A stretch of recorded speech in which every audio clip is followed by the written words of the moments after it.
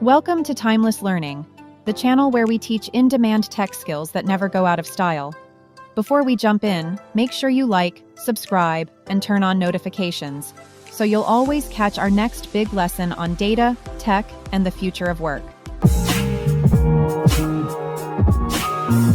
Hello everybody, in this lesson, we're going to be taking a look at unions in MySQL. A union allows you to combine rows together. Not like columns like we were doing before with joins, where one column is next to the other.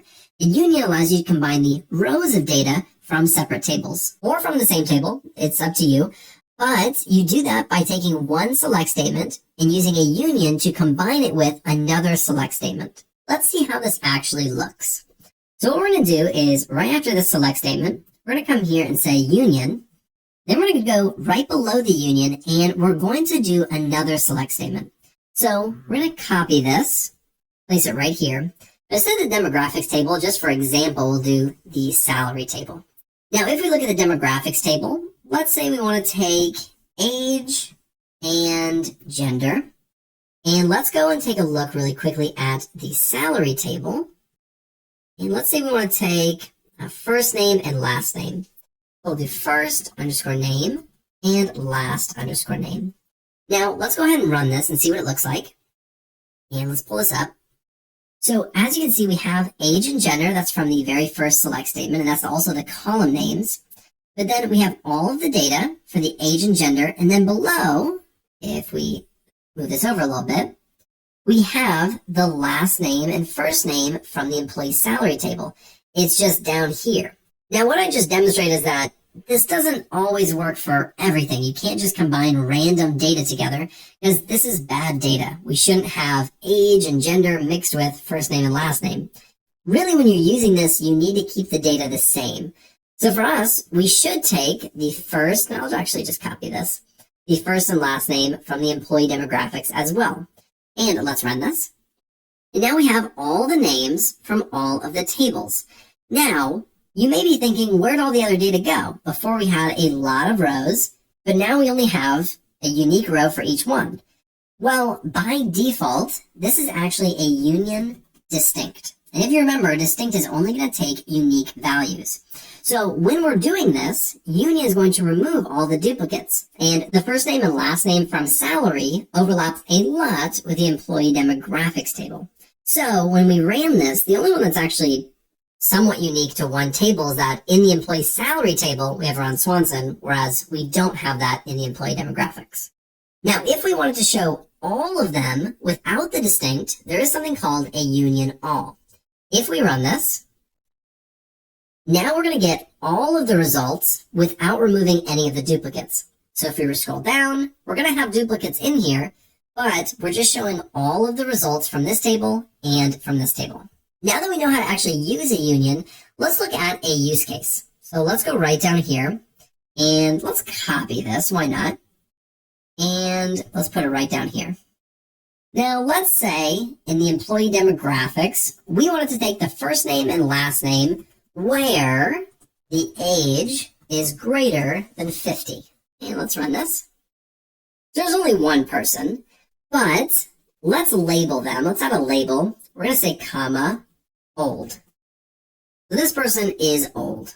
And if we run this, it says first name, last name, and old. And we can even call this as label. And if we run this, the label is old. So Jerry Gurich is the only old person in this demographics table. Now, why are we doing this? Well, the Parks Department is trying to cut their budget a little bit. They want to identify older employees that they can push out, and they also want to identify high-paid employees who they can reduce their pay or push them out to save money. So we just identified someone who's older who we're going to want to try to push out, but let's, in the same output, find people who are also highly paid. So now we can come down here, we can say union, and let's do this like this. I need to spell this right. All right, union, and let's take this. We're not going to be using this exact same query, but we actually need to pull from the salary table, so the employee salary. So we also want the first name and last name, but let's say where their salary is greater than, let's say 70,000, because that's a lot of money. If you're making more than 70, for sure the Parks Department is going to try to get rid of you. But for the label, we're going to change it to a highly paid employee. Now let's go ahead and run this. So now we have Leslie Knope and Chris Traeger. They're both labeled as highly paid employees. Now, 50 I think is just a little too low. If I'm being completely honest, I think we need to change this, and we should do a union and then add another select statement. Let's bring this down.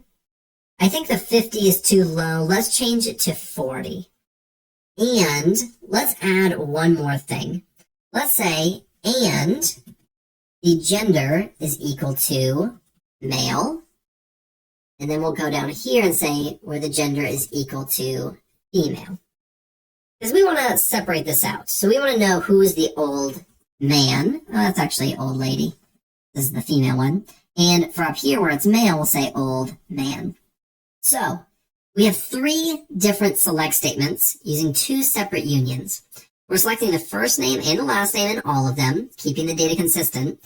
And then in our third column, we're labeling it either old man, old lady, or highly paid employee. Let's go ahead and run this. And let's look at our output.